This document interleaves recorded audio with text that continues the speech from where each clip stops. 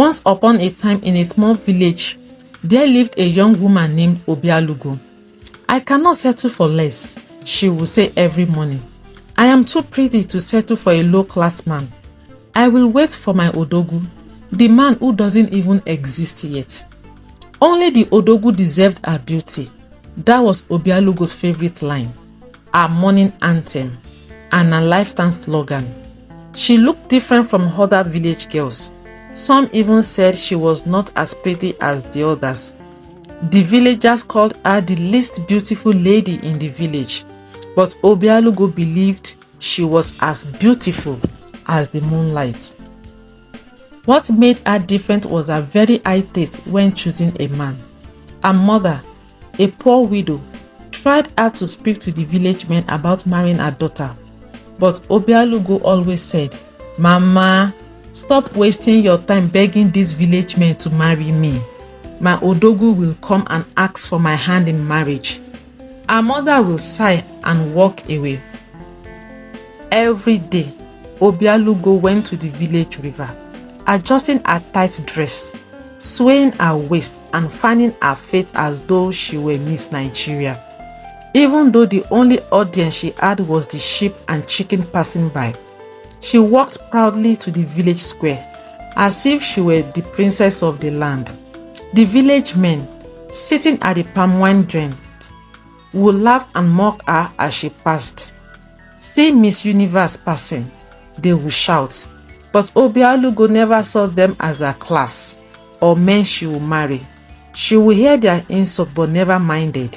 She walked with boldness, believing her Odogwu would come one day. Every week, at least one fearless man in the village would try to ask for Obialugo's hand in marriage, usually after her mother pleaded. But one after the other, she sent them home in shame. The first man, Nnamdi the palm wine tapper, came with a keg of palm wine. He cleared his throat and said, "Obialugo, I have come to make you my wife." She looked at him from head to toe, hands on her waist. "Your body smells like," she said bluntly. Nnamdi blinked. "Hey," she continued, "your body smells like hardship. Look at your shoes. Are they greeting me or the sun?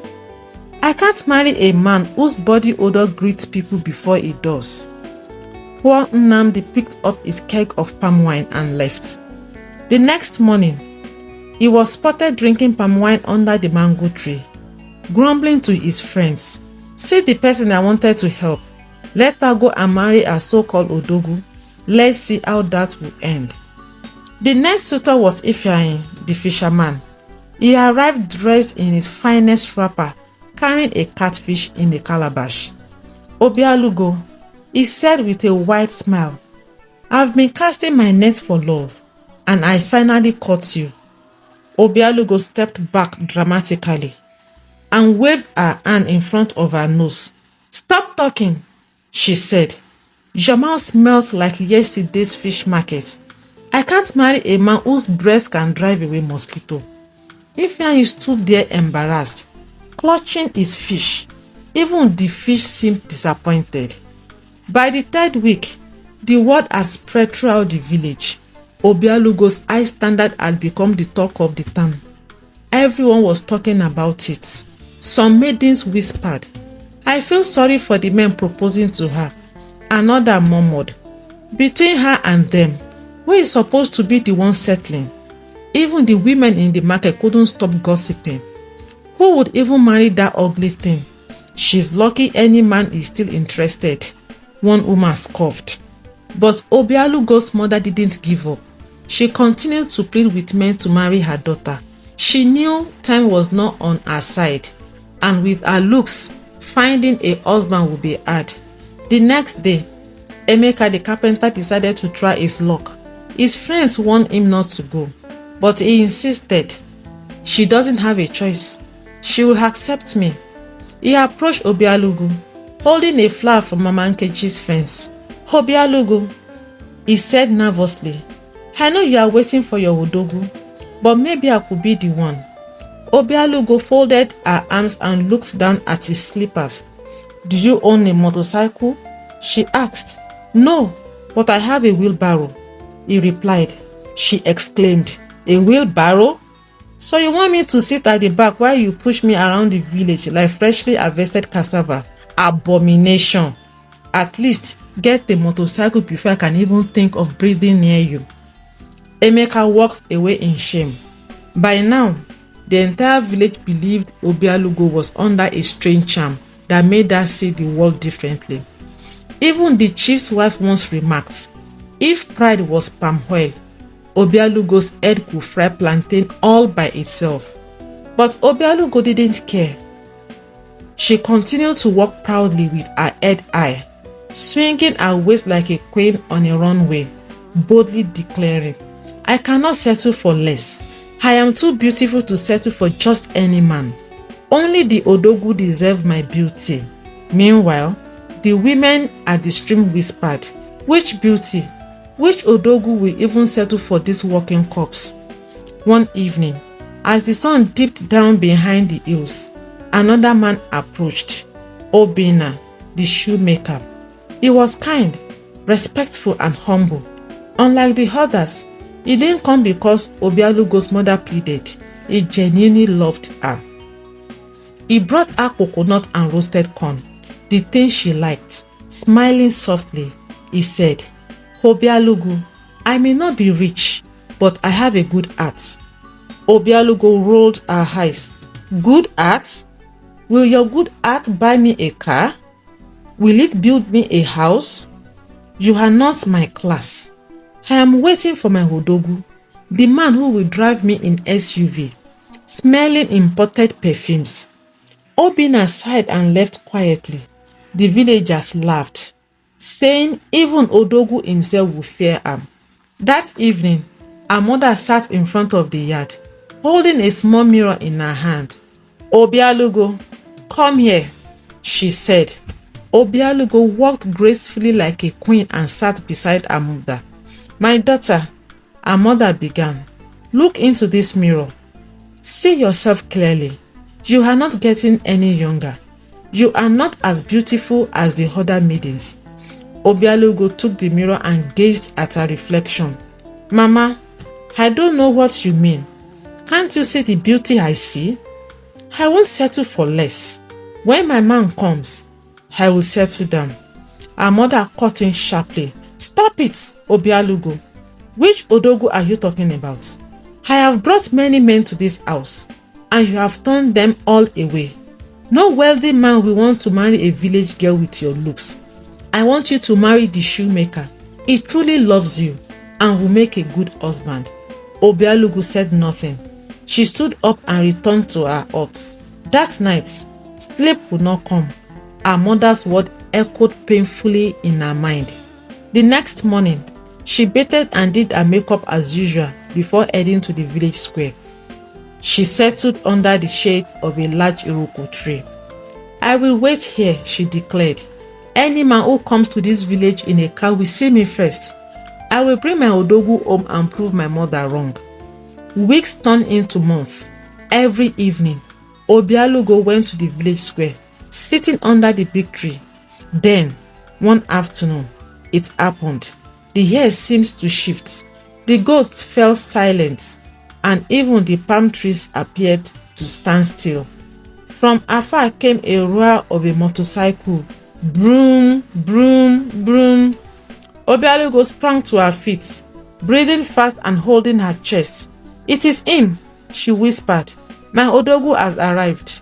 The motorcycle roared in, kicking up dust like a scene straight out of the action of a movie. The rider wore a dark shade, a blue shirt, and had one hand stylishly resting on the handle. The children shouted, "Odogwu, don't come! Odogwu, don't come!" The man parked in front of Obialugo, slowly removed his shades, and said, "Hello, fine girl." Obialugo nearly fainted. She smiled foolishly, while her inner voice screamed, "This is it. The moment the village will see I am not meant for ordinary men." "Good afternoon, sir," she said sweetly, blinking excessively. The man smiled, revealing two missing teeth. My name is Odogwu, but people call me Udi Benz. Obialugo's eyes widened. Odogwu, she whispered. He nodded confidently. Yes, the original Odogwu of Umuafia, exporter and importer. The villagers watching from afar started murmuring, if Obialugo accepts this man, then I am not the son of this land.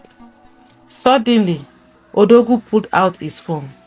Well, not exactly a phone. It was a small cracked touchscreen, but he held it proudly and shouted, Hello, hello, put me through to Chikudi. Tell him I have found the queen of my empire. The call wasn't even connected. He was pressing the calculator app. Obialugo exclaimed. The villagers quietly chuckled. Mama Nkechi whispered, See Odogwu with cracked touchscreen phone. Odogwu stepped closer and gazed deeply into her eyes. Obialugo, he said, when I saw you, I knew you weren't like other girls. You were intentionally local. And I like local girls. Marry me. Obialugo frowned. Odogwu, let me ask you something. Do you own a car or a mansion in the city? Odogwu smiled.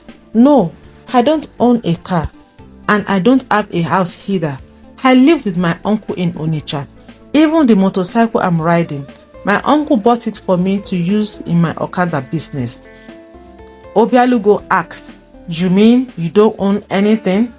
He replied calmly, No, but I can take good care of you with the money I earn from my business. Obialugo leaned back slowly, scrutinizing him from head to toe. You mean I have been wasting my time with you all this while? I cannot marry a poor man, stinking man like you. Look at the phone you are using. Odogwu laughed. See somebody I want to help with that face. I pity the man who will marry you. And with that, he drove off. The villagers burst into laughter. One man even fell from his chair shouting, Odogwu, come back! Even with everyone laughing, Obialugo pretended to walk with her head held high. Though her pride was wounded, she walked home in shame, wondering if the villagers were right and whether her Odogwu would ever come for her. That evening, when Obialugo got home, she went straight to her room without greeting anyone. Slowly, she removed her wig like a woman who had fought 10 emotional battles in a single day. She sat on her bamboo bed and stared at the mirror. For the first time, her reflection didn't smile back. Am I making the right choice by waiting for my Odogwu? She whispered. Her voice trembled slightly. Many girls had waited and eventually found their Odogwu. Perhaps ours was just stuck in traffic. She smiled weakly, trying to believe it. Just then the door opened. It was her mother, Mama Obialugo, holding a broom and shaking her head like a tired generator. Keep waiting, Mama said sharply. Keep waiting. Your friends are getting married one by one. And here you are, waiting for someone you don't even know. Mama, please, Obialugo said, folding her arms dramatically. Odogwu will come. He's just taking his time to prepare himself. Mama hissed so loudly that even the wall clock seemed to pause. Prepare himself for what? To locate this face? My friend, wake up! Obialugo exclaimed. Mama, are you mocking my beauty? Mama Obialugo dropped the broom and planted her hand firmly on her waist. Which beauty, Obialugo? Even if your Odogwu used binoculars, he wouldn't find you with that attitude. You have rejected good men in this village. Men with farms, men with jobs, even the one who had a motorcycle. And you said his body smelled. Obialugo frowned and turned back to her mirror. Her reflection looked tired. Mama, you don't understand. My man must be a true Odogwu, the one who will buy me a car, a mansion, and take me to Paris for vacation. Mama busted out laughing. Sit there and deceive yourself all you want. You had better come help me pound yams before the food burns. Obialugo sighed deeply and gazed out the window. Outside, she could hear the drums, laughter, and celebration of another wedding. Another maiden has just found her husband. She folded her hands and whispered to herself, "One day, it will be me. I will wear my red lace, and my Odogwu will drive me in a big SUV." Mama rolled her eyes. Yes, maybe from heaven. Then she walked out, shaking her head. Time passed like the slow mountain wind. The other maiden began marrying one by one. Nnamdi married Ngozi. Ifeanyi married Amarachi. Even Emeka, the wheelbarrow man, married a beautiful girl from the next village. He didn't care about motorcycles. He just wanted peace. Every Saturday, Obialugo dressed up and attended the weddings, pretending to be happy when people asked, "Obialugo, when will we attend yours?" She will lift her chin and say proudly, "Mine will shake the village when my Odogwu comes." But year after years, the only thing that shook was the mango tree beside her father's hut. Soon, Obialugo became the last maiden in the village. Her friends now had children running around calling Auntie Obialugo. Yet every evening, she sat at the village square wearing her best wrapper, adjusting her blouse, and gazing down the dusty road, waiting. Children would run past her, shouting, "Auntie, who are you waiting for?" She would smile proudly and reply, "My Odogwu." They would giggle and whisper, "Since we were born, Auntie Obialugo has been waiting for our Odogwu." Many rainy seasons passed. The village changed. Even the tree she used to sit under had grown old and bent. But Obialugo remained in the same spot, same posture, same confidence. Whenever strangers passed through that village, they would ask, "Who is that woman sitting by the square with powder all over her face?" The villagers would just smile and say, "That is Obialugo. She's still waiting for her Odogwu." And every evening, as the sun dipped down the horizon, Obialugo whispered to herself, "I cannot settle for less. My Odogwu deserves this beauty." The wind drifted through the empty square, carrying a soft, almost sorrowful sigh. "Odogwu, please," it seems to whisper. Even today, Obialugo remains, patiently waiting for her Odogwu. And that was the end of part 1. Will Obialugo finally meet her Odogwu? Find out in part 2. Don't forget to subscribe, like, and comment to join the adventure and see what happens next.